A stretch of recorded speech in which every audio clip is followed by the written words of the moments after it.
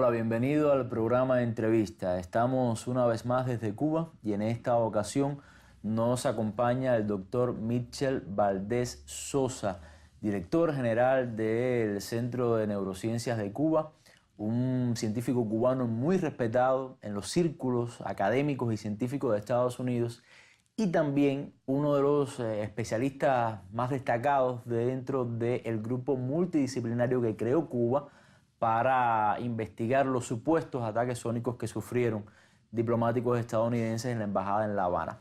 Y es esa, doctor, por supuesto, el tema de nuestra entrevista.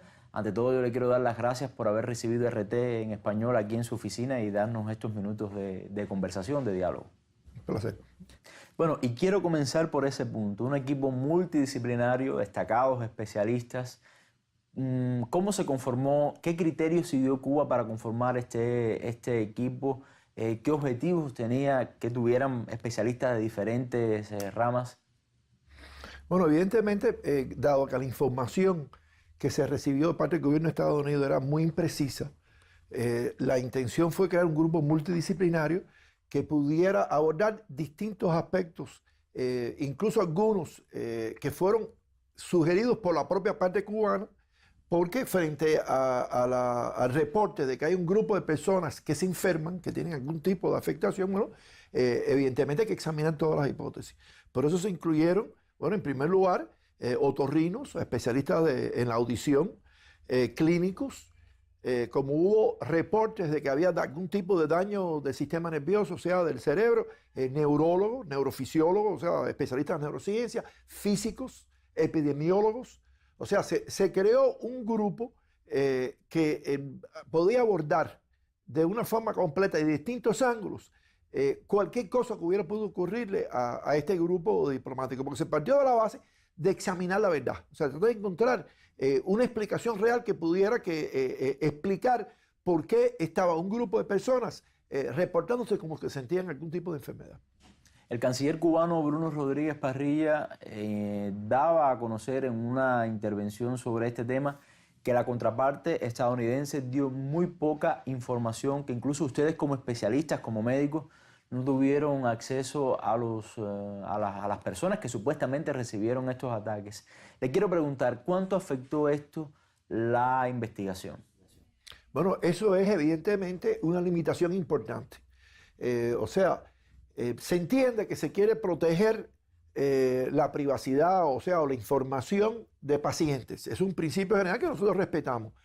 Pero de forma anónima se podría haber dado más datos clínicos. Es muy difícil llegar a una conclusión firme de qué cosa fue lo que pasó con la pobreza de información que se entregó. O sea, nosotros estuvimos viendo los datos clínicos que son muy superficiales. No hay elementos de ninguna prueba objetiva.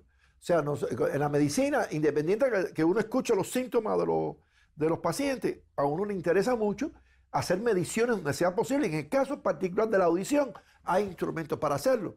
En la función cerebral hay la posibilidad de evaluarlo con distintas técnicas de imágenes o de registro eléctrico. Por ejemplo, el electroencefalograma. Es posible hacer pruebas clínicas. Ninguno de esos datos llegaron a Cuba.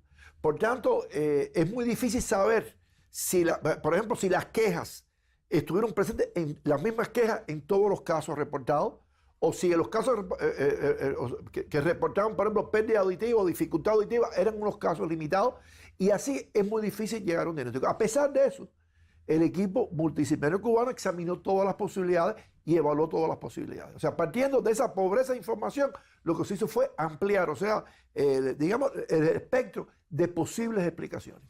Bueno, queda claro que la información fue insuficiente, pero ¿qué información dieron como tal?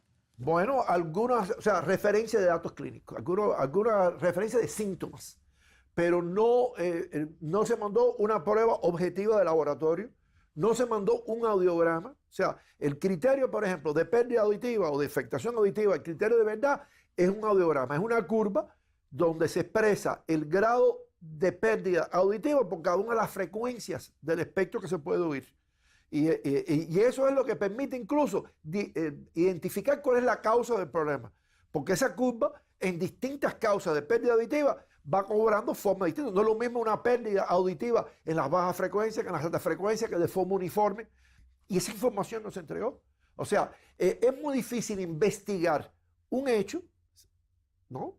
De forma seria, sin datos. No había una sola imagen.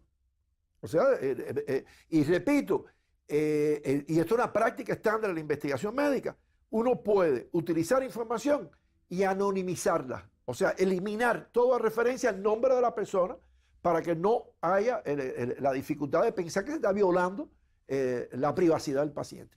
Y eso hubiera sido muy útil para poder llevar de verdad a identificar cuál es la causa de los problemas que puede estar aquejando este grupo de personas. Doctor, esto ha sido una denuncia, vamos a decir una historia para muchos muy mal contada. Yo quiero preguntarle a usted como experto que ha estado bien empapado de este tema, bien a fondo de este tema, ¿cuáles son las mayores incongruencias que usted detecta en las denuncias del gobierno de Estados Unidos al respecto? Bueno, la primera incongruencia, el primer elemento es la identificación de esto como un ataque sónico. Las razones son muy sencillas. El sonido, uno puede dividir los sonidos en distintas bandas, distintos espectros, distintas partes del espectro de la audición. Uno tiene el sonido audible, que se puede escuchar, que es más o menos de 20 hercios a 20 kilohercios, más o menos. Ese sonido puede dañar la audición claramente, pero para que llegue a dañar la audición tiene que tener una intensidad muy alta.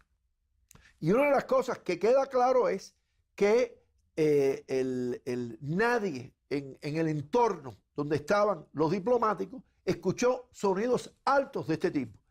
Es imposible inducir sonidos tan altos, tan intensos, sin que lo escuchen otras personas. Claro, uno puede producir un sonido muy intenso colocándose un audífono, por ejemplo, como de un Walkman o unos audífonos conectados a una laptop, pero eso entonces requiere la cooperación de la persona.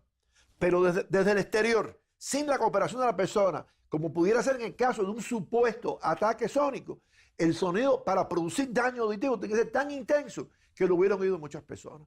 O sea, yo he visto las especulaciones, porque también la prensa ha especulado mucho, de que podrían haber sido ataques con sonidos no audibles, o sea, que no se pueden escuchar por el oído humano. Y ahí tienes dos regiones. El ultrasonido, que son sonidos de muy alta frecuencia, que van por encima de lo que puede oír, lo que se puede escuchar por el oído humano, o el infrasonido, que son frecuencias muy lentas. Ambas también son totalmente implausibles. O sea, no es posible pensar que puedan existir ataques selectivos dirigidos a personas con estos tipos de sonidos. El ultrasonido se disipa muy rápidamente, o sea, cualquier barrera lo atenúa velozmente y a distancia se atenúa muy rápidamente. Y por tanto, la idea de que un diplomático estuviera en una habitación y desde el exterior alguien lo agrediera es imposible. O sea, con ultrasonido, la intensidad del sonido para producir un daño auditivo no podría llegar. Y el infrasonido tiene el problema de que como es una actividad muy lenta, que tiene una longitud de onda muy grande, no es posible dirigirlo. O sea, una fuente de ultrasonido emitiendo ondas afectaría un radio muy amplio. Entonces, desde el punto de vista físico, de la física elemental, y muchos científicos en el mundo, nada más que por las noticias que han salido en la prensa, en los distintos medios, han llegado a esta conclusión. Con lo que se sabe de la física, un ataque acústico no es posible. O sea, no tiene ninguna base.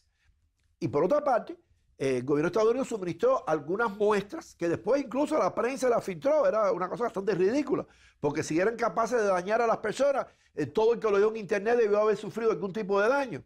Pero el análisis de esas muestras que dio el gobierno de Estados Unidos, según nos dicen los físicos y los técnicos que analizaron, no es posible que contuviera sonidos que dañaran el oído humano. Y hay una cosa muy sencilla. Las muestras de sonido que dieron tenían distintos componentes y se escuchaban, por ejemplo, algunos sonidos que evidentemente eran o animales o pasos y eran de más intensidad que el supuesto sonido de alta frecuencia que misterioso que era el que estaba causando el daño. Y el problema es que si las pisadas o los otros sonidos ambientales que se registraron en esos fragmentos de grabación eran de más intensidad, entonces esos serían capaces de dañar el oído humano.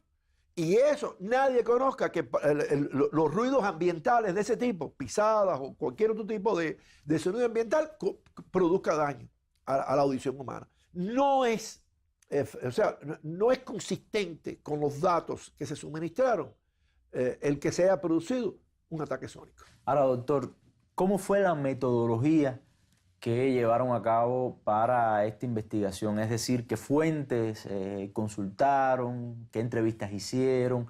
¿Qué datos recogieron? Le pregunto esto porque, bueno, es importante, ¿no? Bueno, para la credibilidad de los resultados. Primero, examinar con seriedad y tratando de extraerle el máximo a la información que de la parte americana, que vuelvo a repetir, fue muy limitada. Pero bueno, uno tiene que partir de la base, bueno, estos son los datos que han suministrado.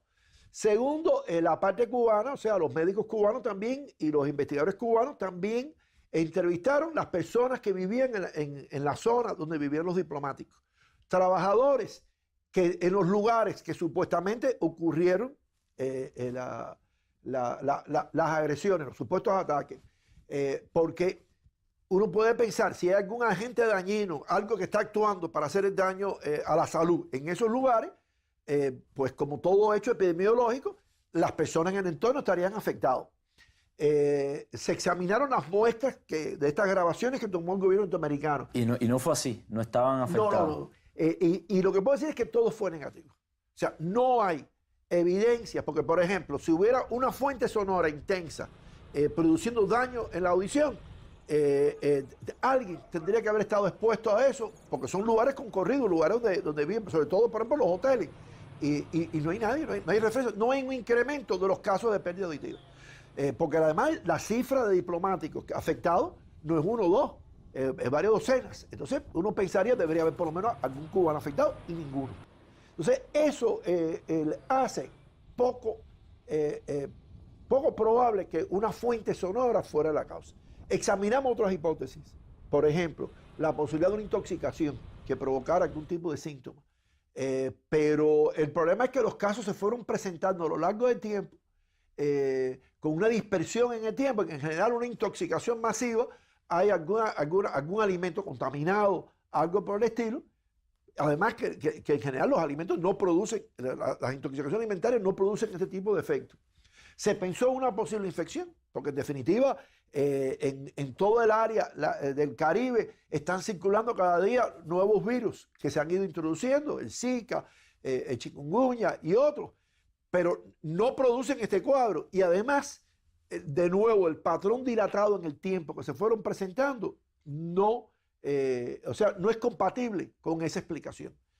Por tanto, realmente, después de haber revisado todas las causas posibles médicas de la sintomología referida, que es malestar, mareo, deseo, o sea, náusea, las molestias auditivas y la supuesta conmoción cerebral, no hay explicación médica coherente. Y además, los expertos internacionales con los cuales hemos intercambiado coinciden con esto. O sea, hemos consultado con neurofisiólogos, con neurólogos, se ha comunicado con físicos norteamericanos y europeos y no hay una explicación realmente coherente de este conjunto de incidentes que se han reportado. Bueno, como usted ha dicho, son sonidos que se publicaron en internet. También aquí en la prensa cubana lo pudimos escuchar a través de la televisión. La gente bromeaba mucho en la calle al respecto y quería preguntarle, de alguna manera quizás volvemos a lo que usted ya explicó, pero bueno, para dejarlo bien claro, este tipo de consecuencias, de mareos, de lesiones cerebrales, pueden ser producidas por este tipo de sonidos, por grillos, por pasos. No hay evidencias de que los síntomas referidos por la parte norteamericana y mucho menos o sea, las conclusiones médicas que vimos en el reporte que se mandó, que fueron muy superficiales, de que había en un caso conmoción cerebral o que había trastornos cognitivos. Trastornos cognitivos son problemas de la atención, de la memoria. No es posible explicarlo. O sea, en la grabación efectivamente había algunos sonidos no identificados en un inicio, que no eran sonidos claros, ambientales, que parecían de muy alta frecuencia, que después se vieron que tenían un parecido con el sonido que producen los grillos, ¿no? Pero eso no es una explicación lógica para ninguno de estos aspectos. Hay que tomar en cuenta que en determinados grupos etarios, y todas las personas, la mayor parte de los que están incluidos en este grupo que refirió síntomas, en todos los grupos de esa edad, o sea, esos grupos etarios, pueden presentarse de forma espontánea distintas enfermedades. Por ejemplo, en personas, y sobre todo si tuvieron algún tipo de servicio militar o algún tipo, los disparos, los sonidos intensos a veces producen trauma acústico que con el tiempo evoluciona y produce los llamados acúferos, o sea que es un sonido, un pitido, para usar un término, o sea, un sonido intenso en el oído. Las personas también van sufriendo, tienen hipertensión, o sea, hay una constelación de enfermedades que pueden producirse y algunas personas de ese grupo pueden haber sentido síntomas producto de estas enfermedades, pero no por ningún agente externo. Y eso después, o sea, el hecho de que algunas personas se hayan sentido mal por eso pudiera explicar después un fenómeno en el resto del grupo, ¿no? Ahora, un punto importante también, ¿Cuba tiene esa tecnología?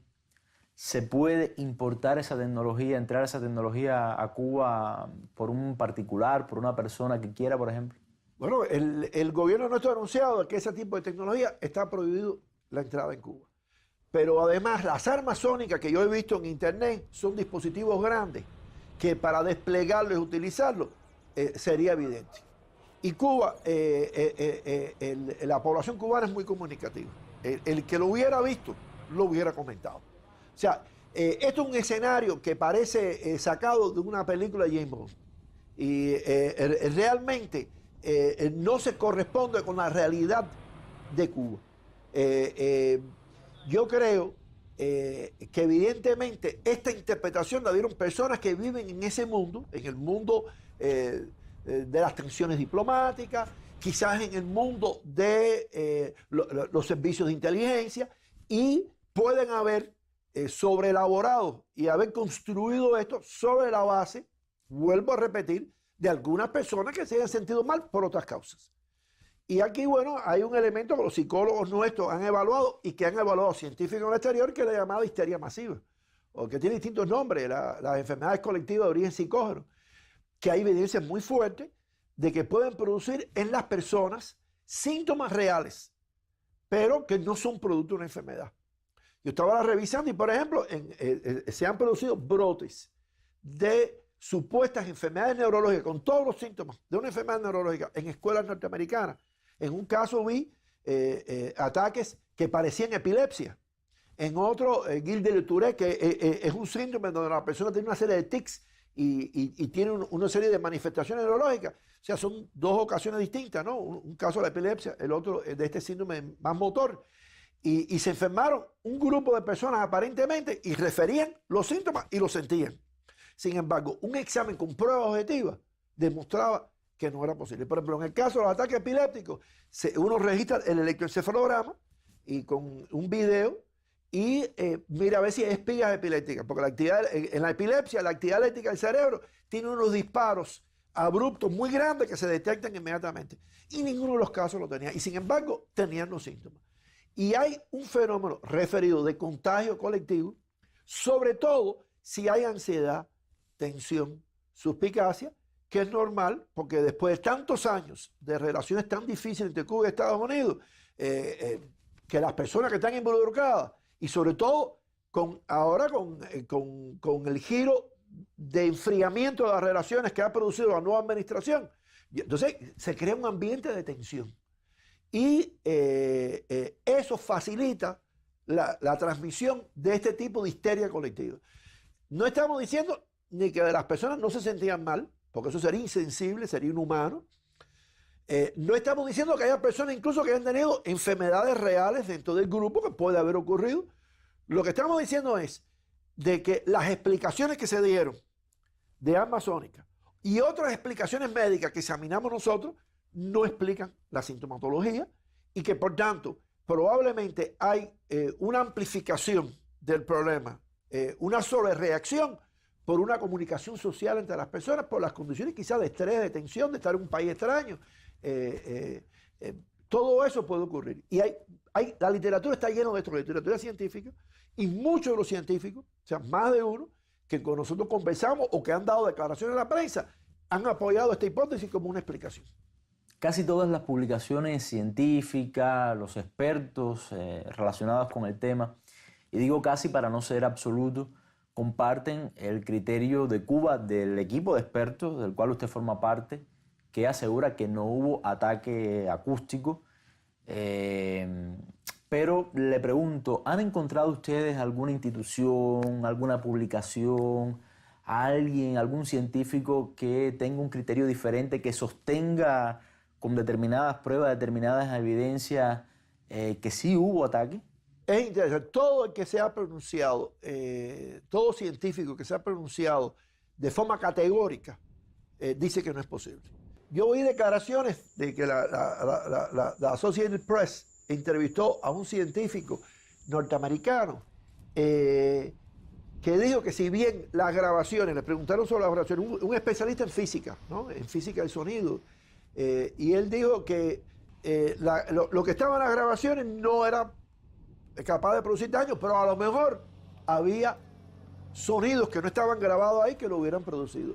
Eso es una afirmación muy irresponsable, porque es como decir, bueno, puede haber algo, pero yo no lo he visto. O sea, eso es el tipo de comentario que se hace cuando se quiere entrar en las noticias, pero no es una afirmación técnica seria.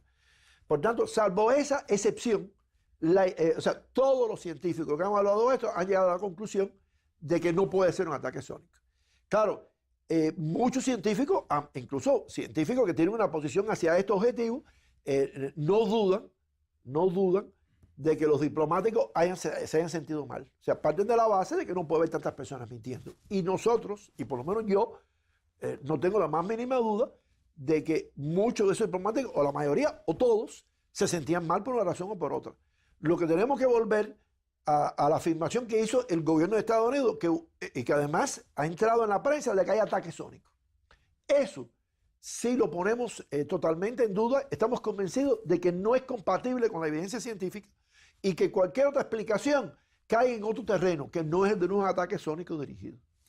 Doctor, no solamente, bueno, ha habido manipulación o quizás intenciones de mediatizar mucho el asunto, también muchas especulaciones al respecto. Hay algunos medios de prensa estadounidenses que han dicho que buena parte de los afectados eran personas relacionadas con actividades de inteligencia dentro de Cuba. Otros piensan que es un pretexto para empeorar aún más las relaciones con Cuba.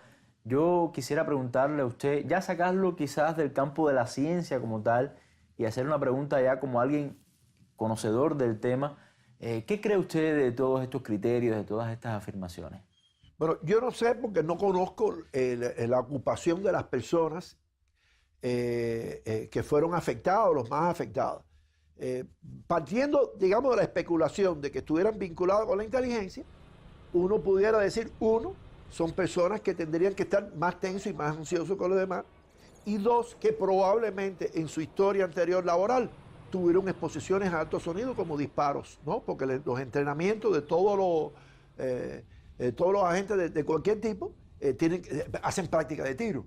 Y ahí hay historia. Mira, nosotros en el mismo centro nuestro tenemos un ingeniero que en su servicio militar, en práctica de tiro, recibió un trauma acústico y años después empezó a escuchar un acúfeno que lo molesta terriblemente. Eso, o sea, si fuera así, sería totalmente compatible con las explicaciones que estamos dando nosotros. Es evidente que magnificar esto solo puede ocurrir en un clima cuando hay un interés en deteriorar las relaciones bilaterales. Incluso un grupo importante de científicos norteamericanos hacia los que se han acercado a Cuba y que estaban felices con el intercambio científico que se abrió ahora durante la presidencia de Obama, están muy preocupados de que ese es precisamente el objetivo que se va persiguiendo. Yo creo que en los últimos años del gobierno de Obama se vio la colaboración de Cuba con Estados Unidos para combatir el brote del ébola, o sea, para tratar de controlar el brote del ébola en el África, que eso era una amenaza para la humanidad completa. Se está colaborando y se puede colaborar en el control de las enfermedades infecciosas. Hay un antecedente de que vino la CDC, o sea, los Centros de Control de Enfermedades de Estados Unidos, una agencia gubernamental, a ayudar a investigar en Cuba cuando tuvimos el brote de neuropatía epidémica y que lo vimos trabajando de forma muy profesional, que incluso nos extraña a nosotros que en estas circunstancias no se haya podido establecer una colaboración a ese nivel y que se hubiera abordado con el mismo rigor y la misma seriedad con la cual se hizo esa investigación hace años.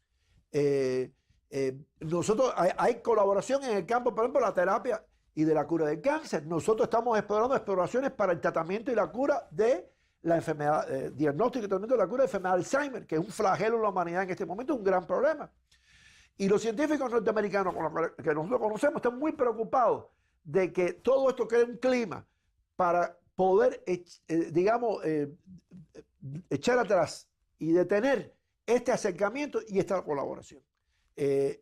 Realmente una investigación seria debió haber partido de compartir más información, es más, de haber creado un equipo bilateral, médico y científico para evaluar esto. Esto se pudo haber incluso invitado a terceras partes, o sea, agencias internacionales a evaluar, y una investigación cuidadosa probablemente hubiera llegado a la conclusión de que no había razón para proceder como procedió el gobierno de los Estados Unidos.